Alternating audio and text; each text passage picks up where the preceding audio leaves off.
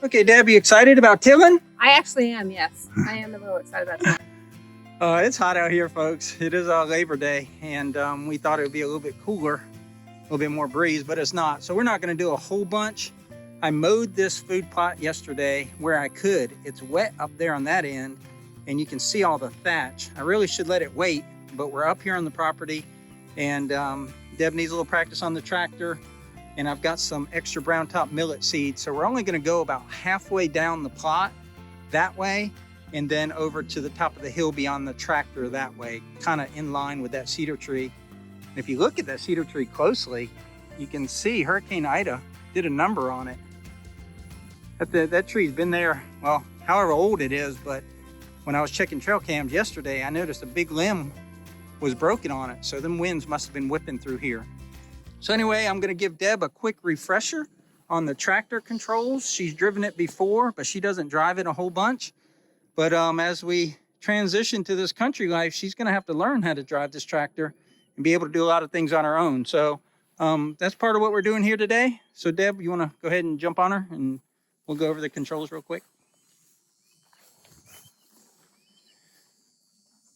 Okay, so I can't emphasize enough how simple a hydrostatic tractor is to use and operate, and it's just really easy for a beginner. So this is a Kubota 3901 with the LA 525 front end loader. It's a quick attach loader, and also had hooks welded on the front. I do have the pallet forks for it, but the hooks help secure loads when you don't want to switch to the pallet forks. So anyway, getting back to what's going on here, Deb, by your left foot over there on that side, I call it a clutch, but basically it disengages the engine from the rest of the tractor, the transmission, the PTO, which is the power takeoff. So the way you start the tractor, and we'll start it here in a minute, babe. The way you start the tractor is you push down on that pedal and you turn the key, right? Simple enough. Your throttle is up top here with the orange knob. So forward is faster. It probably has a rabbit on it. It does. A rabbit forward. The lights on that side are the regeneration lights, and one day I'll put together a video on regen versus non-regen. But for now, Deb, the way that I drive this tractor, you'll see something that says PTO 540. Yep. That's typically the speed that you run your implements, like your bush hog and this tiller. But I don't even worry about that. I just push this throttle full forward and you'll be fine. Okay. I'll come around to the other side and we'll talk about what gear to be in. I think you remember the hydrostatic pedal. Pick up your foot for a second and you push the front to go forward. So push down, you can push down on that. Push that to go forward, and then use your heel or whatever to push back, and that'll make it go backwards. Yeah.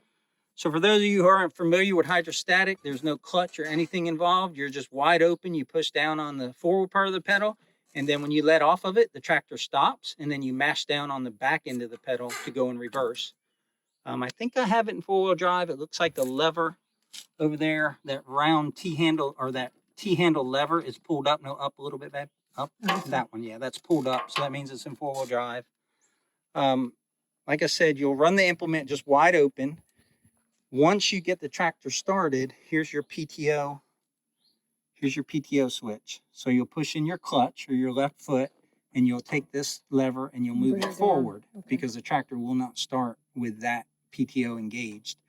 And then once you let off the clutch slowly, it'll engage the PTO and the tiller will start spinning. And that's all you need to. So wait, I'm going to push this. I'm going to start the tractor, then I'm going to bring this down. We'll go through it when you start. Okay. But so that's the PTO. And then this probably look weird on camera, but it's sideways. This is your depth. So right now we got it all the way up, and we're just going to mash it all the way down. The tiller has skids on it, so you can't really go too low with the tiller. It's only going to go as low as that skids will allow it. So you can see the skid on this side is non-adjustable. So you just drop down that 3-point hitch lever. All right, so we talked about starting. What you got, babe? No, I was just wondering, so I know it's mushy. Right, so I'll talk about our pattern here in a second. Oh, okay. I think we're just covering the tractor. All right, so this is the pedal on the left side that I was talking about. And point to that four-wheel drive knob again. The four-wheel drive knob. And then over here, you have your 3-range selector on your hydrostatic. low, medium, and high. High is pretty much a road gear if you're traveling from place to place and not putting a lot of stress on the transmission. I run pretty much everything in medium, and if I'm out doing heavy duty tractor work, loader work, I'll use low, but I don't use low that often. Okay, so we're going to talk about how we're going to till. And so I'm over top of your head here, babe. So it's wet on the other end of the plot. And if you take a single pass, because the grass is so thick, it'll be, it won't grind it up good. So what you do is you kind of straddle the line between the grass and the dirt. So put the center of your tractor there. So half of the tiller is in tilled area and half of the tiller is in new grass. And then you go down and just go down to where I stopped the last time on that like halfway pass. Right. And you don't have to disengage the PTO. You just go down there. And when you get to a stopping point, just lift up on your lever on the right side to lift it up. And you can keep it running and then turn around and then drop it all the way down. So we'll walk you through that after you start the tractor. All right.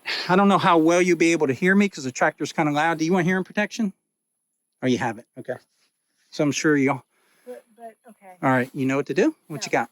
No, so I know Mhm. I'm going to start it. Right? I know I'm going to drop this down. I'll walk you through it. Oh, you're going to walk I'll walk you through it. Well, what I'm concerned about, are you going to walk me through when I do I'll my walk first with pass? you as Oh, we go okay. down. Yep. Okay. Am I good? You're good. You can start it. Tell me what you're going to do, just to help folks out. What you're going to do to start it. Your steps. You want me to talk about it? Just tell me real quick what you're going to do. I need you to take that. Put it in your pocket. Okay. I'm going to push in this. Yep. I'm going to turn the key. Yep. Yep. Not yet. So now speed the tractor up. You know what? Speed it back down. You were probably more right. So push in your clutch. You're right. Push that in. Yep. Yes. And engage your PTO. You're right. Oh, I was right. Yep. Let it out slowly. All right, now you're turning. Now speed the tractor up. All the way. And now with this lever, drop it all the way down. All the way down. Go.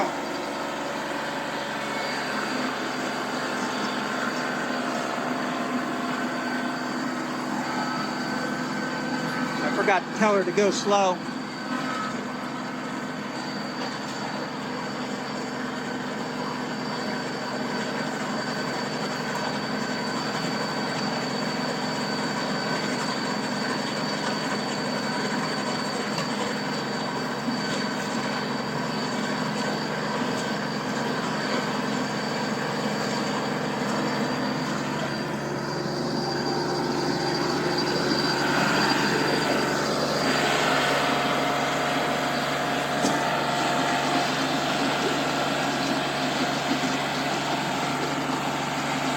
I'm giving our hand signals to turn around. It's really too thatchy to be using this tiller today, but we're out here, so we'll go ahead and do it. I want her to line up halfway.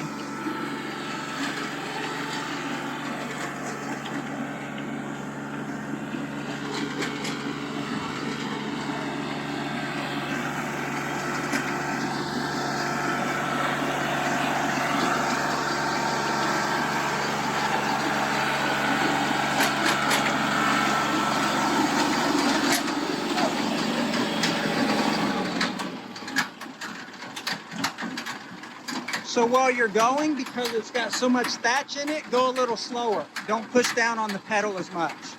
Rev it back up. You want the middle of your tractor here. So you got to back up. I want the middle of your tractor.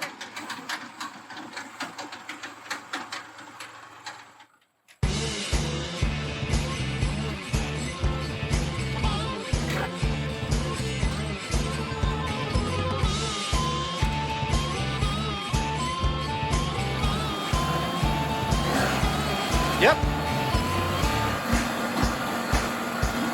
It's got a clutch on the tiller, and with that wet soil, it'll actually stop the clutch. You'll hear it. You'll kind of smell it too. You can see she's going a bit too fast, so it's making hills behind it.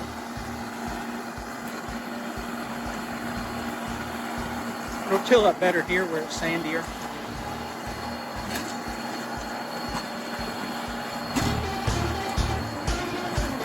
She should be able to make this turn by herself.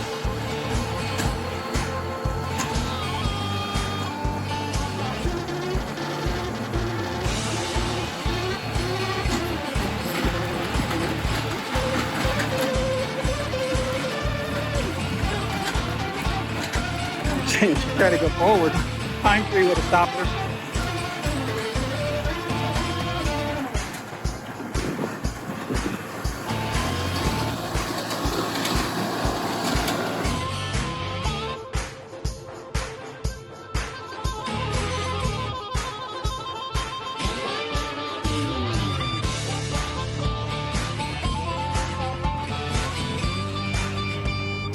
She just needs time to build up her confidence. I've run this thing so much, or I've been running tractors since I was 8 years old. I'm not really worried about hurting them or doing anything wrong. Pretty forgiving.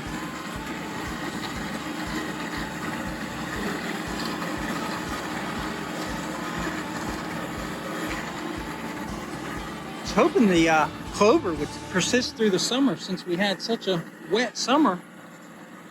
But it didn't. The weeds just totally took over this plot.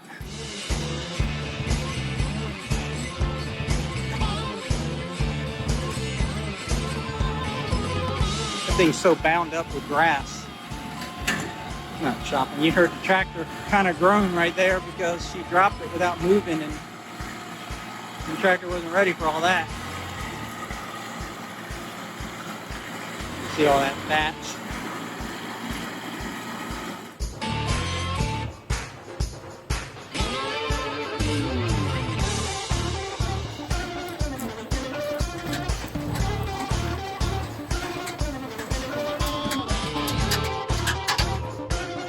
I gotta clean that grass out there. Go ahead and take it up in the shade.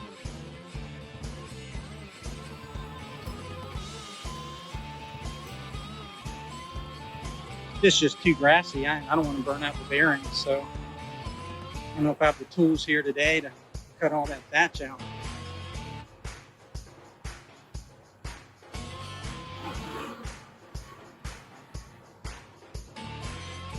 Got a good start on it. Rototillers are expensive. Bought that, I think, 2 years ago.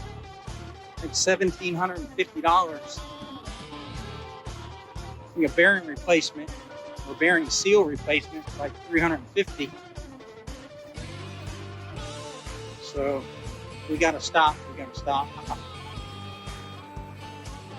That tiller just got way too impacted with the clippings from yesterday from when I mowed the plot. And I had done some bahia grass planting out front, and the clippings did wrap around the axle, wrap around the bearing on the ends of the tiller, but not as bad as this plot. So this grass is thicker, probably fertilized more, but we're just not going to push it. I don't have to get this thing planted today. It was just something we were going to do while we were out here. Maybe get some brown top millet going for the dove, because it'll mature in like 60 days, and it's the beginning of September. So, but you got to be flexible. So that's what we're going to do. We're going to be flexible. We're going to find some shade. We're going to go have some drinks and some snacks, and just kind of take it easy for the rest of today. So Deb, anything you want to talk about with your tractor experience? Did you have fun out there? I did. I actually enjoyed tilling. I'm not proficient at it, but I think given enough time, I could be decent. Yeah, tilling's fun. Using a rototiller is fun. It's not really that complicated, and you get instant results. Like you make one pass and you're almost ready to plant seed. But as usual, I'm Melton, so that's all we have for you. Hopefully you enjoyed today's video. If you did, please click like, please click subscribe, and we'll see you on the next one. Take care. Take care, y'all.